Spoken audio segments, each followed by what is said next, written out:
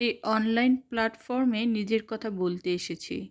নিজের এমবি খরচ করে মানুষের কথা বলতে আসিনি। কি আর বলবো? সকাল, সকাল এইটুকু কাজগুলো নিয়ে আমি শুরু করলাম আমার ছোট্ট ব্লগ। হ্যালো এভরিওয়ান, কেমন আছেন? টপ্পকবি চ্যানেল থেকে সবাইকে শুভেচ্ছা স্বাগতম। আজকে রান্না করতে অনেকটাই দেরি হয়ে গেছে। ঈদের শপিং করেছি রোজকে নিয়ে, বাচ্চাদের নিয়ে মার্কেট করতে গিয়েছিলাম। এতটাই ব্যস্ত ছিলাম, দুপুরে রান্না করেও যেতে পারিনি। এতটাই ব্যস্ত। এই চালগুলো ঝাড়ার সময় হচ্ছে না। ভিডিওটা না ঢাললেই নয়, ভিডিও তো দিতেই হবে। আজকে আমার প্রতিদিনের রুটিনের মতো আমি আমার কাজগুলো করে যাচ্ছি আর ভিডিওটা আমি করছি। এক হাতে মোবাইল ফোন আর এক হাতে আমার ভিডিওর চিত্র। এইভাবে প্রতিদিন অল্প অল্প করে পরিশ্রম করে আমি চলেই চলছি। মানে আমি আমার ভাষায় বললাম, আমি আমার ভিডিও করেই যাচ্ছি। একটা একটা ভিডিও ডেইলি করে জমা করছি। এইটুকু চাল রান্না করব আজকে একেবারে রাত্রি পর্যন্ত। এগুলো হচ্ছে আমার সিম্পল লাইফের ছোট ছোট কাজ। ছোট ছোট কাজ করতে খুব ভালোই লাগে, কারণ সংসার তো আমারই, গুছিয়ে গুছিয়ে কাজগুলো আমাকে করতে হবে। চালগুলো আমি এক এক করে অনেকগুলো ছেড়ে নিয়েছি, আর তুষ ছিল অনেকগুলো। ঝাড়ার পর এখন আমি পানি দিয়ে ঘষে ঘষে খুব ভালো করে ধুয়ে নিব। ক্যামেরায় দেখা যাচ্ছে যে আমি বাম পাশে কাজ করছি, আসলে বাম পাশে আমি ফোন ধরেছি আর ডান পাশে হচ্ছে আমি আমার কাজটা করছি। অলরেডি আমি একবার ধুয়ে নিয়েছি আমার চাল, আরেকবার অবশ্যই ধুয়ে নিতে হবে। তার মানে পরপর আমি ৩-৪ বার চালটা ধুয়ে নিব। যদিও বাড়ির চাল, তারপরেও গুছিয়ে ধুয়ে নিলে পরিষ্কার আর আত্মতৃপ্তি হয়। কথাটা না বললেই নয়, কিছুদিন আগে আমার এক কি বলবো মুরব্বি পিসি আসছিল বাসায়। ওনাকে বলেছিলাম যে, পিসি আপনি একটু আমার চালটা ধুয়ে দিতে পারবেন? সে কি করলো, এমন কচলে কচলে না ধুয়ে শুধু পানিটা ঢেলে দিয়ে আর পানির উপরের অংশ ময়লা ফেলে দেয়। ভাত খেতে বসে গিয়ে দেখি যে ভাতের এই অবস্থা। ভাতটা কেমন জানি ঘোলাটে ঘোলাটে, আর চালটা এমন কচলিয়ে কচলিয়ে ধুয়ে নিলে হয় কি, ভাত রান্না করার পর ভাতটা একবারে চকচকে সাদা হয়। পরে একদিন আমি মাসির ভাত রান্না তো দেখেছি, আর পরের দিন চাল ধোয়ার চিত্রটা দেখতে গিয়ে আমি বললাম, মাসি আপনি কি কষ্ট করে একটু হাত দিয়ে কচলে ধুইতে পারেন না? যদি ধুয়ে নেন তাহলে ভাতটা অবশ্যই পরিষ্কার হয়।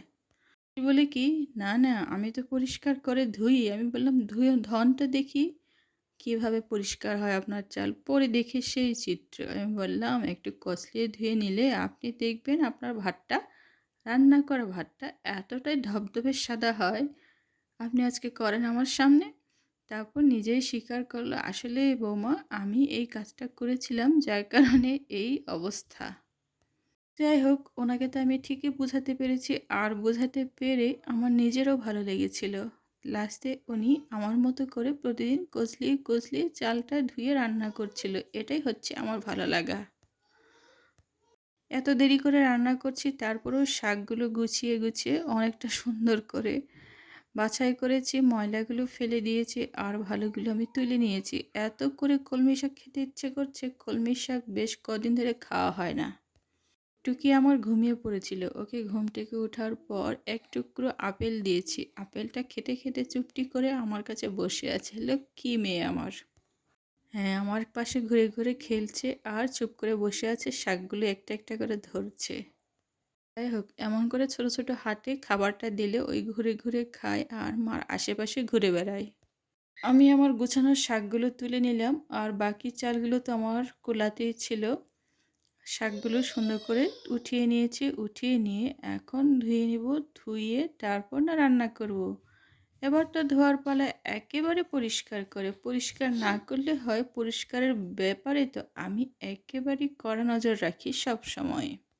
এখন আমি কি করব, এটাকে ভালো করে ভিজিয়ে নেব কিছুক্ষণের জন্য। ভিজিয়ে রাখলে হয় কি, এখানে যেটা বালু থাকে, বালুগুলো নিচে নেমে যায়। আমি এই সুযোগ ভাতের ঢাকনাটা দিয়ে ফেলি। ভাতের ঢাকনাটা দিতে আমি ভুলেই গিয়েছিলাম, একেবারে গল্প করতে করতে সেই কখন দিয়েছিলাম। ভাতটা একটু সময় হয়েছে আর পানিটা একটু গরম হয়ে ফোটা শুরু করেছে। এটা বলছিলাম, একটুখানি ভিজিয়ে রাখলে নিচের বালুগুলো নিচে পড়ে যায়, আর শাকগুলো একটু ঘষে ঘষে উঁচু নিচু করে তুললে বালুগুলো একেবারে পরিষ্কার হয়ে যায়। এইটা আমি শিখেছিলাম আমার এক দিদির কাছ থেকে। শাক সবসময় ধুতে হয় ডুবো পানিতে আর অনেকগুলো পানিতে একসাথে করলে বারবার ধুয়ে শাকটা উঠিয়ে নিতে হয়, তাহলে বালুগুলো নিচে পড়ে যায় আর ওই বাসি পানিটা ফেলে দিতে হয়। এইভাবে আমি কয়েকবার ধুয়ে নিব। কয়েকবার ধুয়ে নেওয়াতে হয় কি আমার শাকটা একেবারে ঝকঝকে পরিষ্কার হয়ে যাবে। সকাল তো গিয়েছিলাম বাহিরে, এখন বাহির থেকে আসার পর আমার এই দুপুরের কাজকর্ম বিকেল গড়িয়ে গেছে আর এতগুলো কাজ নিয়ে আমি এখন আমার ব্লগ ভিডিওটা করছি। এতগুলো সামগ্রী মানে থালা বাসন প্লেট কড়াই পাতিল যেটাই বলেন গ্লাস সবগুলো একসাথে পড়ে গেছে। এখন তো পরিষ্কার করার পালা আমাকেই।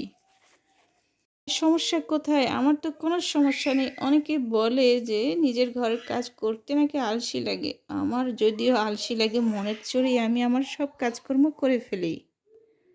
আজকে কাজগুলো একটু বেশি রয়ে গেছে বটে, তবে এগুলো করতে বেশি জোর আমার 1-2 ঘন্টা হবে সারা ঘর গোছাতে। তবে রোজ আমার এত লক্ষ্মী মেয়ে যে আমার ছোট ছোট কাজে আমাকে অনেক সুন্দর করে সাহায্য করে।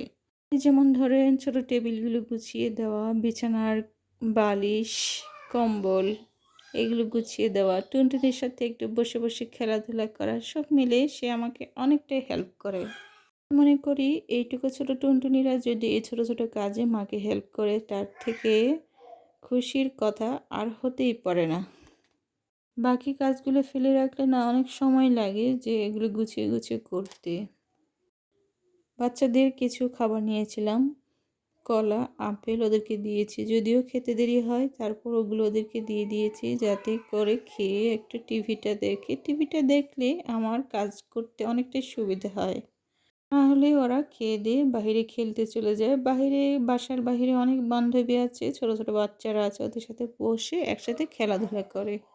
একটা কথা বলতে আসলাম, সেটা হচ্ছে আসলে এত দামি জিনিস কিনে যদি বাচ্চাদের মুখে যদি হাসি ফোটাতে না পারি তাহলে অত দামি জিনিস কেনার কি দরকার।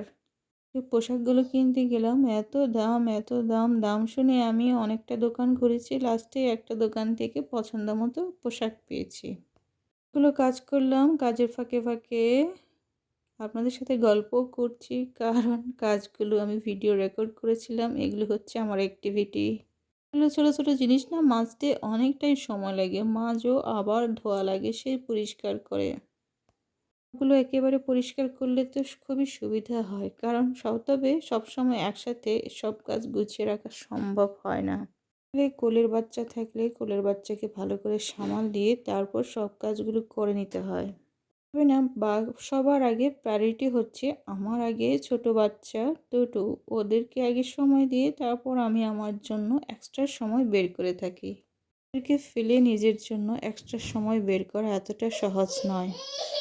খুবই ভালো দিন কেটেছে, ওদেরকে কিছু দিতে পেরেছি, নিজের জন্য কিছু নেইনি, কারণ আমার ওরকম বাজেটও ছিল না, যার কারণে আমার জন্য কিচ্ছুই নেওয়া হয়নি।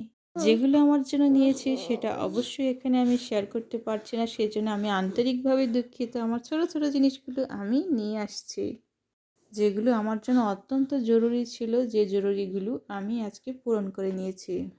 আসলে না সব কথা সবাইকে বলা যায় না, আর সব কথা সবাইকে শোনানোও যায় না, এটা হচ্ছে চরম সত্য কথা। সত্য কথা নাকি সবাইকে এক নিমিষে বলতেও হয় না, কিছু কিছু জিনিস নাকি অজান্তে রেখে দিতে হয়। এগুলো সবার কাছ থেকে শুনি আর আমি নিজেও কিছুটা মেনে চলি আমার এই বিষয়গুলো। তারপর আজকে কি করলাম, বা ওইদিকে তো রান্না চলছেই, রান্না হওয়ার পরবর্তীতে আমি আমার কিছু কিছু কাজগুলো এভাবে আস্তে আস্তে করে নিচ্ছি যাতে করে খুব তাড়াতাড়ি শেষ করতে পারি। আজকের ভিডিওটা আমার একেবারে অন্যরকম ভিডিও, যাগুলো মানুষকে দেখালে মানুষ বলবে আসলে সময় পায় না মনে হয় ভিডিও করতে, একটা ভিডিও বারবার লম্বা আকারে দেখাচ্ছে। একমাত্র আমার মতো গৃহিণীরাই বোঝে এই ছোট টুকিদের সবসময় ভালো সময়টা দিয়ে নিজে কিভাবে একটু একটু করে গুছিয়ে ভিডিওগুলো সুন্দর করে সাজিয়ে নিতে হয়। অনেক গল্প করলাম আজকে, পরবর্তীতে আবার দেখা হবে নতুন ভিডিওতে। আজকে এই পর্যন্তই, টাটা বাই বাই, সবাই ভালো থাকুন।